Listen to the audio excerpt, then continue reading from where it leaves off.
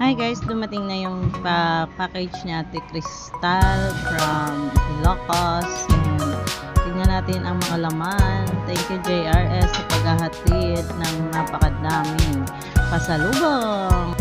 Charan! Ayan, may lapis ulit. Last time may lapis din yung binigay niya.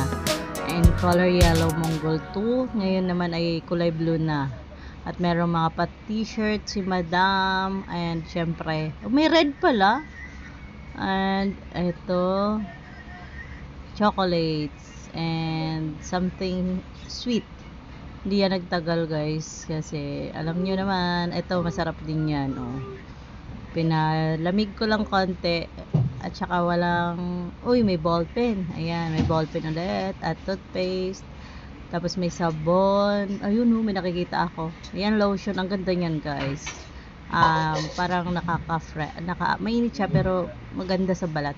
Ayan, sabon na yan. Tapos, ayan yung mga dilata. Dati isang karton na ganyan dilata ang pinadala. Tapos yung sabon. Ayan, masarap siyang gamitin. Tagal matunaw. And, ano pa ba? Marami pa namang laman, tingnan mo, may Dove, tapos may charan, Nutella.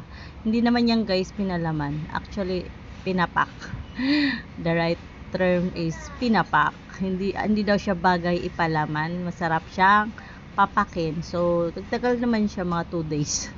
At saka spam, ayan, I don't know kung bakit sabi nila wow may spam. Ayan, masarap naman siya.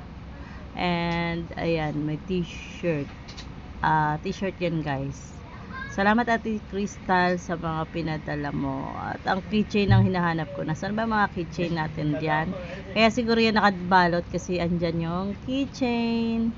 Siguro nahiya na si Ate Crystal magpadala ng keychain lang. Kasi pero happy ako kung kahit keychain lang naman. Kasi yun lang naman talaga ang hinahabol ko. Hindi naman ako naghahangad ng kung ano-ano pa dyan. Kasi alam ko namang mahirap magpadala ng mabibigat at mahal. At saka thank you kasi may mga pa-chocolates, may mga yung higit sa inaasahan mo. At saka hindi ko rin naman alam na may papadala pa siya sa akin kasi nga umuwi sila. So ang ina-expect ko, travel dito, travel doon, ang gagawin nila. Nagulat na lang ako, hiningi ang address ko ulit at saka number. Ayan, charon. May mga pada t-shirt si Madam. At ako ang magsusuot niyan kasi pag sila nasisira lang. So ako naman, sayang naman 'di ba? Nakaraan sila ang nagsuot eh. Ayun, wala natira. Puro pambahay na nung pandemic. Ayan, nasunuot ko na yung white na yan. Tapos yung gray na Levi's at saka blue, navy blue. Ang sarap sa katawan niya. Ganun pala yung mga branded na damit, malambot sa balat. First time kong na-feel yung mga branded na damit kasi hindi naman ako sanay. Bye!